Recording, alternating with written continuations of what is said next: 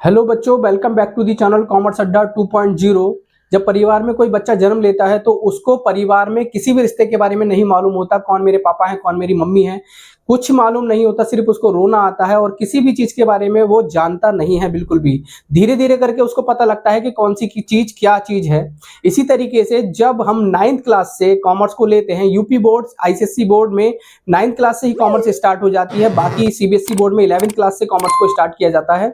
जब बच्चा कॉमर्स लेता है तो उसको नहीं मालूम होता कि कॉमर्स में कौन कौन सी चीजें आती हैं और कौन कौन से टर्म्स बोले जाते हैं, कौन कौन से शब्दों का प्रयोग किया जाता है, किसको क्या कहा जाता है। अगर आप ये वीडियो देख रहे हैं तो इसका मतलब है कि आप अभी अभी आपका जन्म कॉमर्स में हुआ है और आपको भी पता होना चाहिए कि कॉमर्स में कौन कौन से टर्म्स होते हैं, कौन कौन सी बातें होती हैं जो आपको जाननी जरूरी हैं। तो चलिए स्टार्ट करते हैं आज की वीडियो और जानते हैं कि कॉमर्स में कौन कौन से बेसिक टर्म्स यूज होते हैं जिनको आपको जानना बहुत ज्यादा जरूरी है। तो चलिए सबसे पहले हम शुरू करते हैं। जो पहला टर्म है वो है बिजनेस ट्रांजैक्शन, जिसको कहा जाता है बिजनेस में होने वाले लेन देन। देखिए, बिजनेस में बहुत सारे लेन देन होते हैं। माल खरीदा जाता है, माल को बेचा जाता है, मजदूरी दी जाती है, सैलरी दी जाती है। जो इकोनॉमिकल टर्म में हम काउंट करते हैं उनको, या जिनको मनी में हम मेजर कर सकते हैं, वो सारे आपके बिजनेस ट्रांजैक्शन कहलाते हैं। तो N economical activity that involve exchange of money, यानी कि कोई भी एक इकोनॉमिकल एक्टिविटी जो बिजनेस में हो रही है जिसके बदले या तो मनी को एक्सचेंज किया जाता है, बदला जाता है, यानी कि जिसके बदले पैसे दिए जाते हैं या लिए जाते हैं, या मनी वॉर, या आगे जाके उसको लिए जाएंगे, आगे जाके लिए जाएंगे या आगे जाके दिए जाएंगे। और effect the financial position of business, या तो उसकी जो फाइनेंशियल पोजीशन होती है बिजनेस की उस पर असर पड़ रहा हो। असेट्स या तो बढ़ रही हो, असेट्स या तो घट रही हो, या लायबिलिटी बढ़ रही हो या लायबिलिटी घट रही हो। तो इस तरह की जितनी भी ट्रांजेक्शन होती हैं वो आपकी बिजनेस ट्रांजेक्शन कहलाती हैं। इन शॉर्ट अगर मैं ये कहूं कि जितनी भी बिजनेस में लेन देन हो रहे हैं वो भी मनी में काउंट होने वाले, मनी में मेजर्ड होने वाले, वो सारे के सारे लेन देन आपके बिजनेस ट्रांजेक्शन ही कहलाते हैं। माल खरीदना, माल बेचना, क्रय करना कोई भी चीज, और जो सैलरी देना या वेजेस देना, इस तरह के जितनी भी ट्रांजेक्शन हैं वो आपकी बिजनेस ट्रांजेक्शन ही कहलाती हैं। नेक्स्ट आपका टर्म है वो है बिजनेस। कि बिजनेस क्या होता है, बहुत सारे बच्चों को पता ही नहीं होता कि बिजनेस होता क्या है। तो बिजनेस एक ऑर्गेनाइजेशन होती है और यह एक्टिविटी इंगेज इन बाय और selling of a goods and services, यानी कि बिजनेस जो होता है वो एक ऑर्गेनाइजेशन भी हो सकती है जो कि विभिन्न प्रकार की एक्टिविटी में इन्वॉल्व होती है। कोई वस्तु बेच रही है या सर्विस को खरीद रही है, इस तरह की जो भी चीजें है वो आपकी, जैसे कहा गया है ना, buy and selling of goods and services, यानी कि वो ऑर्गेनाइजेशन जो कि किसी भी गुड्स या सर्विस को बेचने या खरीदने में इन्वॉल्व है, किसी भी चीज को बेच रही है, खरीद रही है, वो सारे के सारे आपके बिजनेस कहलाते हैं। लेकिन इनका जो मेन पर्पस है वो प्रॉफिट अर्निंग होना चाहिए। प्रॉफिट अर्निंग इसका मेन पर्पस होना चाहिए बिजनेस का। इसमें कुछ अलग से बातें भी आपको जाननी जरूरी है, जैसे ट्रेड। सबसे पहले हम ट्रेड की बात करेंगे। ट्रेड होता क्या है, क्योंकि हम सभी को ट्रेड नहीं कह सकते। ट्रेड क्या होता है, जिसमें सिर्फ माल खरीदा जाता है और उसमें कोई भी चीज जोड़े बिना सिर्फ अपना प्रॉफिट ऐड करते हैं हम और अपना माल किसी ग्राहक को बेच देते हैं, तो वो ट्रेड होता है। जैसे हम किसी शॉप के पास गए और शॉप में हमने पैंट और शर्ट को परचेस किया। जो पैंट और शर्ट उसने खरीदी है वो मैन्युफैक्चरर से खरीदी होगी, तो मैन्युफैक्चरर से खरीद कर वो डायरेक्टली हमें बेच रहा है, तो वो आपका ट्रेड हो गया। नेक्स्ट आपका मैन्युफैक्चरिंग। मैन्युफैक्चरिंग भी एक बिजनेस होता है। मैन्युफैक्चरिंग वो बिजनेस होता है जो किसी भी प्रोडक्ट को बनाने का कार्य करता है। जैसे कि हमने एक बेकरी वाले का नाम लिया और बेकरी एक पूरा केक बनाता है, तो वो एक मैन्युफैक्चरर है। तो मैन्युफैक्चरर जो आपका प्रोडक्ट फिनिश गुड में बदलता है वो आपका मैन्युफैक्चरर कहलाता है। रॉ मटेरियल से वो फिनिश गुड में कन्वर्ट कर देता है आपका प्रोडक्ट, ये मैन्युफैक्चरर कहलाता है। नेक्स्ट आपका होता है एम्प्लॉयमेंट। अगर आप कोई भी व्यक्ति अगर किसी के अंडर में काम कर रहा है और उसको उसके बदले सैलरी या वेजेस मिल रही है या किसी भी प्रकार का कमीशन मिल रहा है, तो वो आपका एम्प्लॉयमेंट कहलाता है। ठीक है। नेक्स्ट आपका प्रोफेशन। प्रोफेशन क्या होता है, प्रोफेशन को आपको हिंदी में पेशा भी कहते हैं। प्रोफेशन में वो सारे की सारी चीजें आती हैं या वो सब इकोनॉमिकल एक्टिविटी आती हैं जिसमें कि हमें एक स्पेशल नॉलेज का होना जरूरी होता है, डिग्री का होना जरूरी होता है, ट्रेनिंग का होना जरूरी होता है। जैसे बात करें डॉक्टर की, तो डॉक्टर को अगर इंजेक्शन लगाना नहीं आएगा तो वो डॉक्टर नहीं है, वो प्रोफेशन नहीं कहला सकता। तो हर प्रोफेशन में कोई ना कोई एक्सपीरियंस जरूर होता है, ट्रेनिंग होती है इनके पास एक डिग्री का होना आवश्यक होता है। जैसे डॉक्टर के पास एमबीबीएस की डिग्री होती है और उसको इंजेक्शन लगाना भी आता है और उसकी ट्रेनिंग भी होती है। उसकी मतलब एक तरीके से कह सकते हैं कि उनको ट्रेन करके एक प्रोफेशन बना दिया जाता है। अब इसमें सिर्फ डॉक्टर ही नहीं आता है, डॉक्टर के अलावा आपका सीए हो गया। इसके अलावा आपकी बात करें तो और भी बहुत सारे प्रोफेशन है जो कि इसमें काउंट करेंगे। जैसे मेरा प्रोफेशन है टीचिंग का, तो टीचिंग भी एक प्रोफेशन ही कहलाता है जिसमें ट्रेनिंग और डिग्री का होना जरूरी होता है। नेक्स्ट टर्म है आपका कैपिटल। अभी कैपिटल क्या होती है? कैपिटल पूछी जाती है, कैपिटल को हिंदी में पूंजी भी कहा जाता है।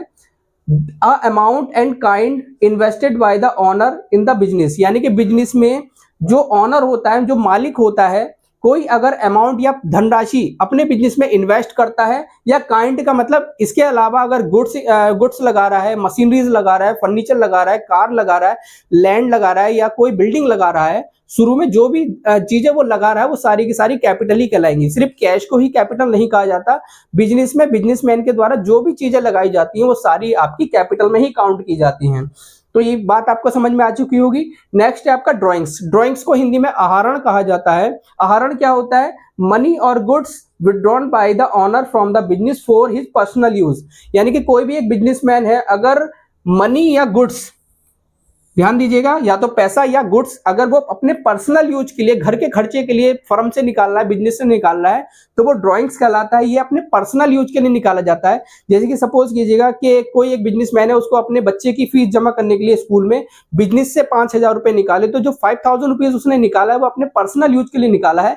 LIC भी इसमें आएगा। जैसे LIC की किस्त भरी है, LIC का अगर प्रीमियम देता है तो LIC अपने पर्सनल के लिए होती है, यानी कि LIC जो की जाती है वो पर्सन के लिए की जाती है।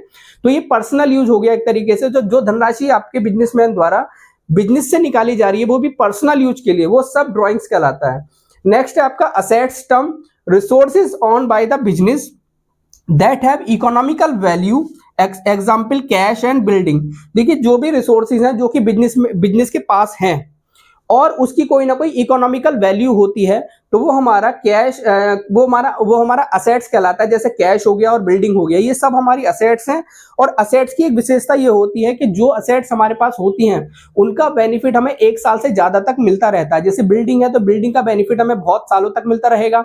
इसी तरीके से कैश है, कैश का भी बेनिफिट हमें मिलता है। बैंक है हमारा, बैंक का भी हमें बेनिफिट मिलता है। तो इस तरीके से जितनी भी हमारी असेट्स हैं उनका बेनिफिट हमें इकोनॉमिकल वैल्यू में मिलता है। कैश में भी इनको काउंट कर सकते हैं।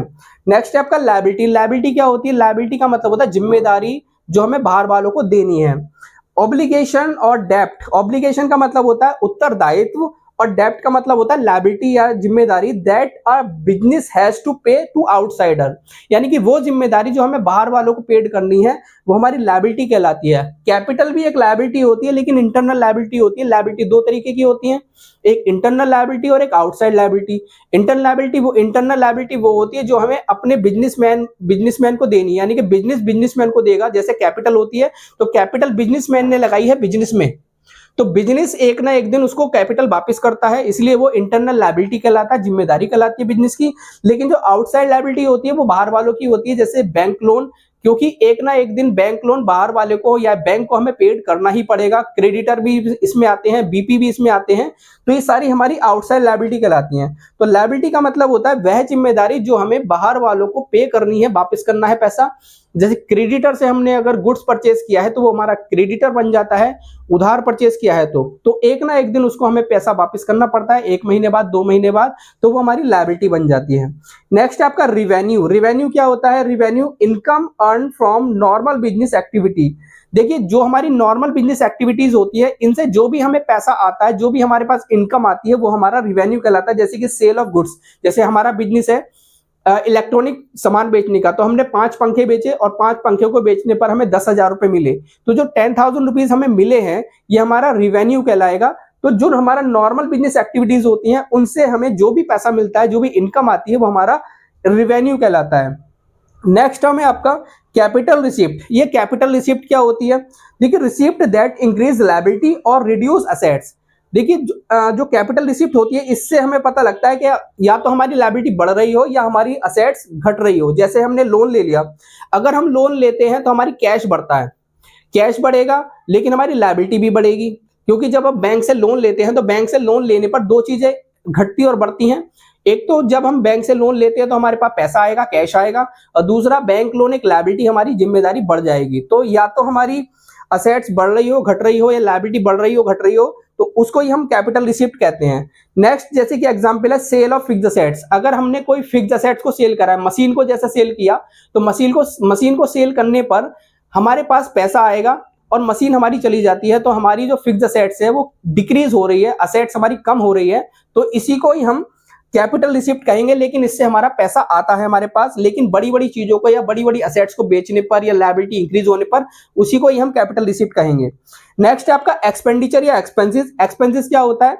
Money spend by business for different purpose. अलग अलग पर्पस के लिए जो भी पैसा खर्च किया जाता है बिजनेस के द्वारा वो हमारा एक्सपेंडिचर या एक्सपेंसेस कहलाता है। जैसे कि सैलरी हमने दी है वर्कर्स को, वेजेस दी है, या हमने एडवर्टीजमेंट एक्सपेंसेस किए हैं।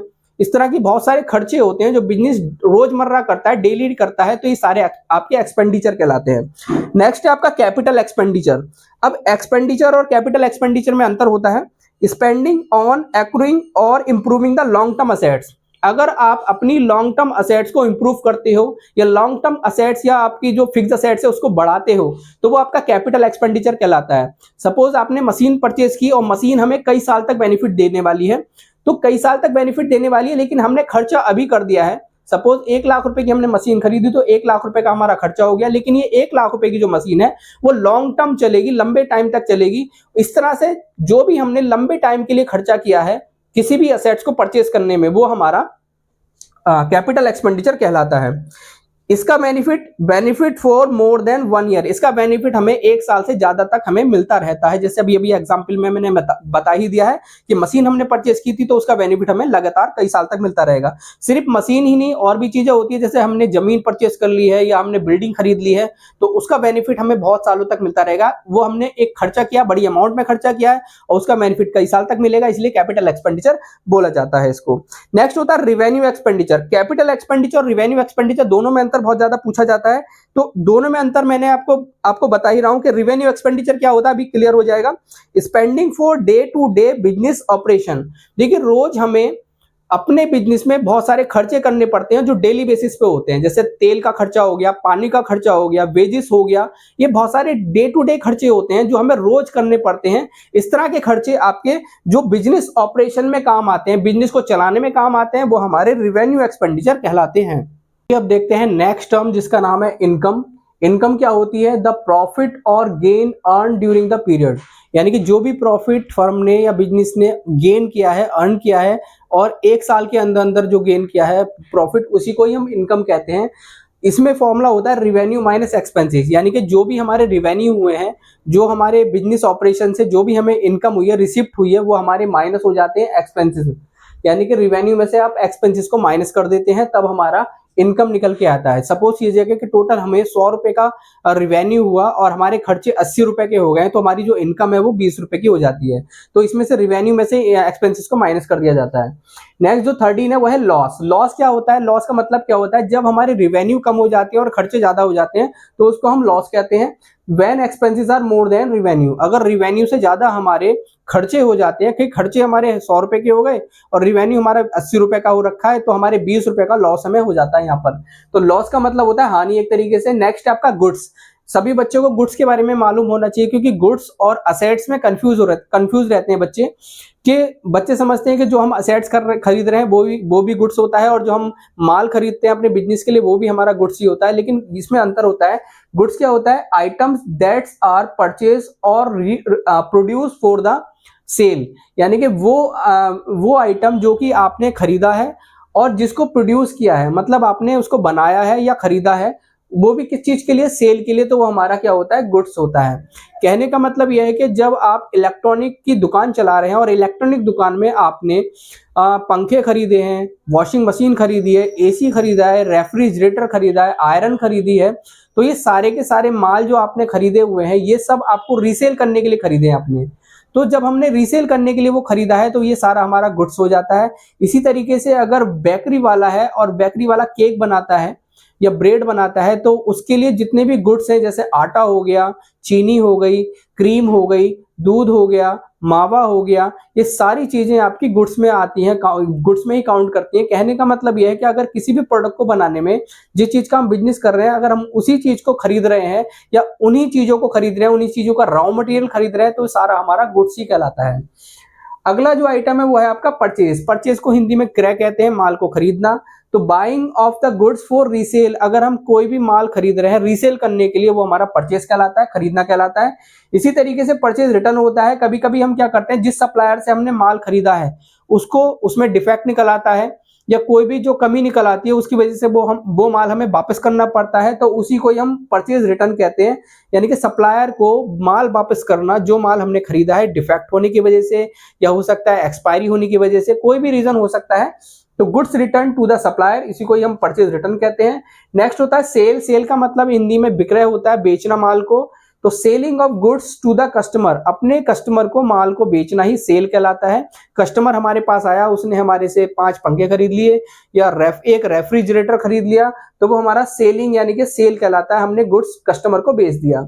लेकिन कभी कभी ऐसा होता है कि गुड्स में कोई डिफेक्ट निकल आता है, डिफेक्ट निकल आने की वजह से उसको माल वापस करना पड़ता है, तो उसको बोलते हैं सेल्स रिटर्न, विक्रय वापसी इसको हिंदी में कहा जाता है। तो goods return by the customer, अगर कोई कस्टमर रिटर्न करता है गुड्स को डिफेक्ट होने की वजह से, कोई भी रीजन हो सकता है, तो इसको सेल्स रिटर्न कहा जाता है, माल वापस होना, या सेल्स रिटर्न का मतलब हिंदी में विक्रय वापसी भी कहते हैं। नेक्स्ट आपका स्टॉक। स्टॉक क्या होता है, goods available in the business for sale at a particular time, यानी कि किसी एक पर्टिकुलर टाइम पर जो गुड्स आपके पास बचा हुआ रह जाता है, जो अभी तक सेल नहीं हुआ है या सेल करने वाले हैं, तो उसको हम स्टॉक कहते हैं। और स्टॉक 2 प्रकार का होता है या 2 तरीके का स्टॉक कहते हैं। एक पहला होता है आपका ओपनिंग स्टॉक और सेकंड होता है आपका क्लोजिंग स्टॉक। क्योंकि आपको पता होगा कि फाइनेंशियल ईयर जो स्टार्ट होता है वो 1 अप्रैल से स्टार्ट होता है और अगले साल की 31 मार्च पे वो खत्म होता है। जैसे ये ईयर चल रहा है 2026 और ये जो खत्म होगा वो 2027 में जाके खत्म होगा। 1 अप्रैल 2026 से स्टार्ट होगा और 31 मार्च 2027 पे जाके खत्म होगा। तो जो स्टॉक 1 अप्रैल 2026 में हमारे पास है वो हमारा ओपनिंग स्टॉक हो जाता है, और जब साल के लास्ट में 31 मार्च 2027 में हम पहुंचेंगे और जो स्टॉक 31 मार्च 2027 में बचा रहेगा उसको हम क्लोजिंग स्टॉक कहते हैं। तो क्लोजिंग स्टॉक और ओपनिंग स्टॉक, स्टॉक 2 प्रकार का हो गया। और स्टॉक की बात कही यहाँ पे कि स्टॉक जो एक पर्टिकुलर टाइम में मैं बता रहा हूं, तो एक पर्टिकुलर टाइम में जो हमारे पास स्टॉक बचा हुआ है, जो जिसको हम सेल करने वाले हैं, तो हम स्टॉक उसको कहेंगे। नेक्स्ट आपका डिस्काउंट। देखिए जब भी हम किसी शॉप पर जाते हैं तो वो जितनी प्राइस हमारे प्रोडक्ट पर लिखा होता है उससे कम प्राइस जब हम पे करते हैं, तो जो भी रिडक्शन हुआ है प्राइस में उसी को हम डिस्काउंट कहते हैं। A reduction in the price of goods, यानी कि गुड्स में भी रिडक्शन हो सकता है, सर्विस में भी रिडक्शन हो सकता है। तो जब भी हमारी कीमत में अगर कमी आती है किसी भी चीज की वजह से, तो वो हमारा डिस्काउंट कहलाता है। लेकिन पब्लिक को पता नहीं होता है कि वो कौन सा डिस्काउंट दे रहे हैं। तो 2 प्रकार के डिस्काउंट होते हैं। कॉमर्स के बच्चों को ये डिस्काउंट पता होना चाहिए कि पहला जो डिस्काउंट होता है उसका नाम ट्रेड डिस्काउंट होता है, और जो दूसरा वाला डिस्काउंट होता है उसको कैश डिस्काउंट कहते हैं। देखिए जिस समय दुकानदार अपना माल बेचता है और बेचने के समय पर जो डिस्काउंट दिया जाता है उसको हम ट्रेड डिस्काउंट कहते हैं। इसको हिंदी में व्यापारिक छूट भी कहा जाता है। ये जो डिस्काउंट होता है उसी प्राइस में से घटा दिया जाता है, इसकी किसी भी प्रकार की एंट्री नहीं होती है। ये जो डिस्काउंट दिया जाता है ये सिर्फ अपनी सेल को बढ़ाने के लिए दिया जाता है, ट्रेड डिस्काउंट, ताकि ज्यादा से ज्यादा कस्टमर अट्रैक्ट हो डिस्काउंट को देखकर। और 100 रुपए की चीज अगर वो 80 रुपए में बेच रहा है तो ये ट्रेड डिस्काउंट हो गया। उसी समय पर जिस समय सेल होगी उसी समय ट्रेड डिस्काउंट को दिया जाता है, अमाउंट को उसी समय डिडक्ट कर दिया जाता है, लेकिन इसकी किसी भी प्रकार की एंट्री नहीं होती है। नेक्स्ट आपका कैश डिस्काउंट होता है। कैश डिस्काउंट जो दिया जाता है व्यापारी द्वारा, वो दिया जाता है तब जब हमें भुगतान या पेमेंट पहले लेना होता है। अगर किसी भी दुकानदार ने किसी को उधार माल बेचा, 2 महीने बाद वो उसका पेमेंट करने के लिए बोल रहा है, लेकिन अगर मुझे 10 दिन बाद पेमेंट चाहिए या अभी पेमेंट चाहिए, तो मैं उसे जो है डिस्काउंट दे सकता हूं कि भाई तुझे मैं एक कैश डिस्काउंट दे रहा हूं ताकि तू मुझे पहले से पेमेंट कर दे या बहुत जल्दी पेमेंट कर दे। तो वो अट्रैक्शन होता है एक तरीके से पेमेंट को लेने का।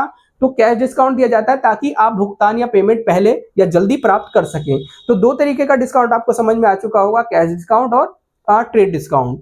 नेक्स्ट है आपका डेटर। डेटर क्या होता है? डेटर एक आदमी का नाम होता है, जैसे राम श्याम घनश्याम कोई भी हो सकता है। तो person who own money to the business, यह वह व्यक्ति होता है जो फर्म को पैसे देगा या बिजनेस को पैसे देगा। ये हमारे कस्टमर हो सकते हैं। जैसे हमने किसी को उधार माल बेचा तो वो हमारा डेटर बन जाता है। तो वो डेटर हमें एक ना एक दिन, 2 महीने बाद, 3 महीने बाद पैसा वापस करेगा, फर्म को या बिजनेस को पैसा वापस करेगा। इसी को ही हम डेटर कहते हैं। तो customer who broad goods on credit, ये वो कस्टमर हो सकता है जो हमसे उधार माल खरीद रहा है। नेक्स्ट है आपका क्रेडिटर। क्रेडिटर कौन होते हैं? क्रेडिटर को हिंदी में लेनदार कहते हैं। Person whom the business on money यानी कि ये वो व्यक्ति होता है जिसे बिजनेस को पैसे देने, यानी कि बिजनेस उस व्यक्ति को पैसे देगा, ये वो पर्सन हो गया। सप्लायर भी हो सकता है ये, supplier from whom goods are brought on credit, ये वो सप्लायर हो सकता है जिससे हमने उधार माल खरीदा था, क्योंकि जब हमने उससे उधार माल खरीदा है तो हमें उसको एक ना एक दिन पैसा देना पड़ेगा, तो ये क्रेडिटर कहलाते हैं जिससे हमने उधार माल खरीदा होगा, तो ये सप्लायर कह सकते हैं हम इनको। नेक्स्ट वर्ड है आपका इंसॉल्वेंट। इंसॉल्वेंट को हिंदी में दिवालिया कहते हैं। सुना होगा आपने वर्ड एक दिवालिया या दिवाला निकल गया उसका। तो दिवालिया क्या होता है? जब कोई व्यक्ति अपनी जितनी भी लायबिलिटीज हैं या डेब्ट्स हैं उनको चुकाने में असमर्थ रहता है या अनेबल है, यानी कि पेमेंट नहीं कर पाएगा वो, तो उसी को ही हम इंसॉल्वेंट कहते हैं।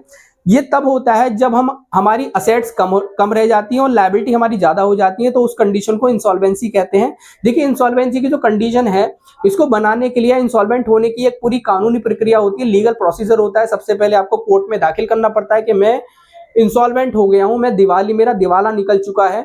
तो कोर्ट एक लेटर जारी करता है और एक प्रतिनिधि अपॉइंट करता है कि इसकी जितनी भी संपत्तियां हैं, असेट्स हैं, उनको बेचा जाए और उससे जितना भी पैसा मिले उससे इसका डेब्ट चुकाया जाए।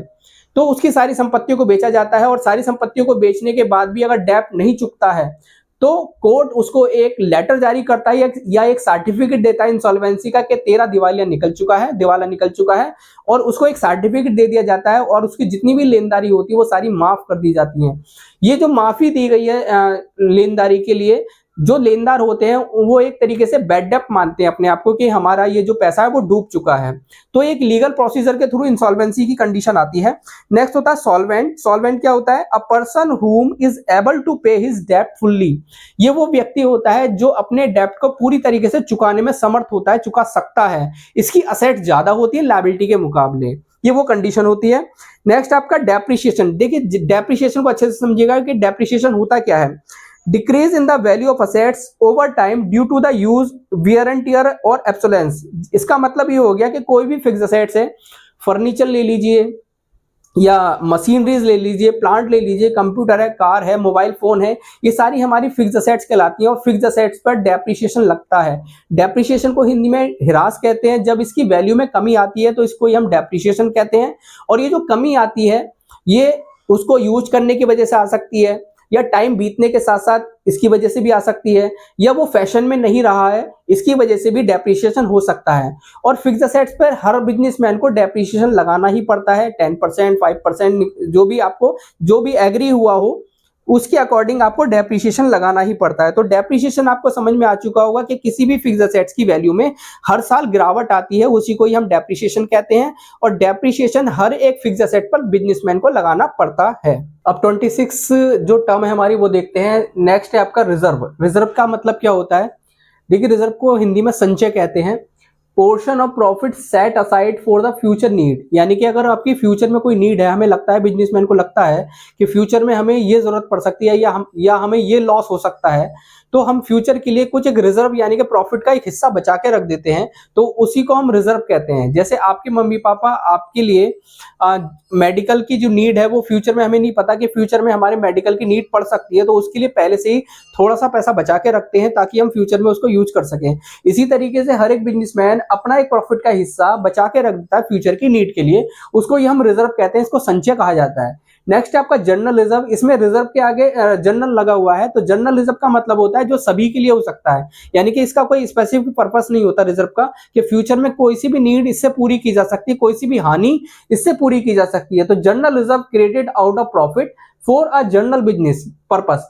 जनरल बिजनेस का जो पर्पस होता है उसको पूरा करने के लिए किसी भी प्रकार की नीड को यहां से पूरा किया जा सकता है, इससे प्रॉफिट पर इफेक्ट नहीं पड़ेगा, जिससे कि हमारा प्रॉफिट पे कोई असर नहीं पड़ता है, तो हम जनरल रिजर्व से किसी भी हानि को पूरा कर सकते हैं, किसी भी लॉस को पूरा कर सकते हैं। नेक्स्ट आपका बैड डेट्स। बैड डेट्स को हिंदी में अशोध्य ऋण भी कहते हैं, जिसको डूबत ऋण भी कहा जाता है। देखिए कभी कभी होता है कि हमारे सारे डेटर अच्छे नहीं होते हैं, कुछ बुरे डेटर भी होते हैं, जो माल हमने उनको बेचा है उसके बदले हमें पैसा मिलना चाहिए, लेकिन वो डेटर क्या करते हैं, वो डेटर हमारा सारा पैसा नहीं दे पाते, या कुछ पैसा हमें दे देते हैं, कुछ पैसा नहीं देते हैं। तो उस तरीके से जो पैसा हमें उसने नहीं दिया है तो वो हमारा बैड डेट्स कहलाता है या डूबत ऋण कहलाता है। Amount which can not be recovered from debtor, यानी कि डेटर से वो अमाउंट जो हमें रिकवर नहीं हो रही है, जो हमें मिली नहीं है, वो हमारा बैड डेट्स कहलाएगा, जो हमें फ्यूचर में भी नहीं मिलेगी। ठीक है, नेक्स्ट आपका अकाउंटिंग पीरियड। देखिए अकाउंटिंग पीरियड बहुत अच्छे से समझिएगा। The time period for which financial statement are prepared usually 1 year. देखिए ये टाइम पीरियड होता है एक तरीके से, हर एक बिजनेसमैन का फाइनेंशियल स्टेटमेंट बनाने का एक टाइम पीरियड होता है। जो नॉर्मल टाइम पीरियड होता है वो आपका 1 अप्रैल से स्टार्ट होता है और अगले साल की 31 मार्च पर वो खत्म होता है। तो पूरे 12 महीने का ही टाइम पीरियड के अंदर अंदर इन्हें फाइनेंशियल स्टेटमेंट तैयार करने पड़ते हैं। जैसे कि 1 अप्रैल 2026 से स्टार्ट हुए हैं, 1 अप्रैल 2026 से स्टार्ट हुआ है और 31 मार्च 2027 पे ये फाइनेंशियल ईयर खत्म होगा। तो इन 12 महीने के अंदर अंदर हमें हमारे बिजनेसमैन को फाइनेंशियल स्टेटमेंट की जितनी भी चीजें हैं, जर्नल, लेजर और जो ट्रायल बैलेंस, फाइनल अकाउंट, ये सब इसमें ही तैयार करने होते हैं। फाइनल अकाउंट तो वैसे आपके 31 मार्च को यानी कि क्लोजिंग में ही तैयार होते हैं और बाकी जितनी भी एंट्रीज हैं, जो भी लेन देन बिजनेस में होते हैं, वो सभी लेन देन, पोस्टिंग, एंट्री, सारी चीजें आपकी पूरे साल भर चलती रहती हैं। नेक्स्ट है आपका डायरेक्ट एक्सपेंसेस। देखिए फाइनल अकाउंट बनाने के लिए डायरेक्ट एक्सपेंसेस का जानना बहुत ज्यादा जरूरी होता है। डायरेक्ट एक्सपेंसेस को हिंदी में प्रत्यक्ष व्यय कहते हैं। Direct expenses related to the purpose purchase और production of goods. Direct expenses वो खर्चे होते हैं जो परचेज से और माल को बनाने से रिलेटेड होते हैं, यानी कि माल को खरीदने से लेके माल को बनाने तक के जितने भी खर्चे होते हैं वो डायरेक्ट एक्सपेंसेस कहलाते हैं। माल को खरीदने के कौन कौन से खर्चे होते हैं, जैसे कि भाड़ा देना, ढुलाई करवाना और गाड़ी भाड़ा देना। इसके अलावा वेजेस। अब फैक्ट्री में आ जाइए, फैक्ट्री में क्योंकि प्रोडक्शन होता है, क्योंकि प्रोडक्शन के खर्चे भी आपके डायरेक्ट एक्सपेंसेस ही कहलाएंगे। तो प्रोडक्शन कहां पर होता है, फैक्ट्री में होता है। तो फैक्ट्री के कौन कौन से खर्चे होते हैं, जैसे वेजेस हो गया, वेजेस यानी कि मजदूरी हो गया, ऑयल हो गया, फ्यूल हो गया, वाटर हो गया, ये सारी चीजें आपकी डायरेक्ट एक्सपेंसेस कहलाती हैं। वेजेस, कैरेज का मतलब ढुलाई होता है, फ्यूल, फ्रेड का मतलब भाड़ा होता है, फैक्ट्री लाइट, इसमें फैक्ट्री लाइट भी आएगी क्योंकि फैक्ट्री में माल बन रहा है, प्रोडक्शन हो रहा है वहां पर, तो प्रोडक्शन के खर्चे भी वहीं तक आएंगे। माल को बनाने तक के सारे खर्चे आपके डायरेक्ट एक्सपेंसेस कहलाते हैं, माल को खरीदने से लेके बनाने तक के। नेक्स्ट आपका इनडायरेक्ट एक्सपेंसेस होता है, जिसको अप्रत्यक्ष व्यय भी कहते हैं। Expenses related to the overall running of the business. Office expenses आते हैं इसमें, एडमिनिस्ट्रेशन एक्सपेंसेस आते हैं और सेलिंग एक्सपेंसेस भी आते हैं। ऑफिस में कौन कौन से खर्चे होते हैं, ऑफिस में जैसे कि ऑफिस का रेंट हो गया और वर्कर्स की सैलरी हो गई, ये और स्टेशनरी हो गई। ऑफिस में जितने भी खर्चे होंगे वो सारे के सारे आपके इनडायरेक्ट एक्सपेंसेस ही कहलाते हैं। इसके अलावा सेलिंग एक्सपेंसेस कौन से होते हैं, एडवर्टीजमेंट एक्सपेंसेस हो गया, कमीशन हो गया, ये बहुत सारे ऐसे होते हैं जो सेलिंग एक्सपेंसेस कहलाते हैं। इसके अलावा एडमिनिस्ट्रेशन एक्सपेंसेस, डेप्रिसिएशन भी इसमें आ जाता है। तो ये ऑफिस से लेके एडमिनिस्ट्रेशन के खर्चे, सेलिंग के खर्चे, ये सारे के सारे आपके इनडायरेक्ट एक्सपेंसेस ही कहलाते हैं। अब लास्ट में मैं एक टर्म बताऊंगा जिसका नाम है लॉस वर्सेस एक्सपेंसेस। देखिए लॉस और एक्सपेंसेस को ज्यादातर बच्चे सेम समझते हैं कि लॉस और एक्सपेंसेस दोनों ही सेम होते हैं, लेकिन ऐसा नहीं है। जो एक्सपेंसेस होते हैं वो जो हमारी नॉर्मल इनकम होती है, नॉर्मल इनकम को जनरेट करने के लिए जो भी खर्चे किए जाते हैं वो एक्सपेंसेस कहलाते हैं। जैसे हमने एक खर्चा कर दिया रेंट, तो हमने रेंट क्यों दिया होगा, ऑफिस का रेंट इसलिए दिया होगा क्योंकि ऑफिस से हमें इनकम जनरेट हो रही है, क्योंकि ऑफिस में रहकर हम काम करते हैं, उसी से हमारी आमदनी होती है, इसी को ही हम रेंट कहते हैं। तो रेंट एक खर्चा होता है। इसी तरीके से हमने वेजेस दी या सैलरी दी। हम वेजेस देते हैं मजदूरों को, क्यों देते हैं, ताकि वो प्रोडक्शन करें, हमारा कुछ फायदा करें। सैलरी हम वर्कर को देते हैं ताकि वो हमारे लिए काम करें, ऑफिस में बैठ के कंप्यूटर चलाएं, ऑफिस में काम करें। तो वो सैलरी हम इसलिए देते हैं ताकि हमें इनकम जनरेट हो, उन्हीं से इनकम जनरेट की जाती है। लेकिन लॉस में किसी भी प्रकार की इनकम जनरेट नहीं की जाती। क्यों नहीं की जाती, क्योंकि लॉस कब होता है, लॉस उस कंडीशन में होता है जैसे माल चोरी हो गया, लॉस हो गया, या आग लग गई उसके कारण, इससे किसी भी प्रकार का प्रोडक्शन नहीं होता है या किसी भी प्रकार की हमें आमदनी नहीं होती है, इनकम जनरेट नहीं होती है, इसी को हम लॉस कहते हैं। तो आज की वीडियो में हमने बहुत सारी टर्म्स के बारे में डिस्कस किया। ये सारे के सारे जो टर्म्स होते हैं ये आपके कॉमर्स में बहुत ज्यादा इंपॉर्टेंट होते हैं। अगर ये सारे के सारे टर्म्स आपको आ जाते हैं तो आपकी कॉमर्स और ज्यादा आसान हो जाती है। तो आज की वीडियो आपको पसंद आई होगी। आज की वीडियो अगर पसंद आई हो तो हमारी वीडियो को लाइक करें और सब्सक्राइब कर लें चैनल, बेल आइकन को जरूर दबा दें।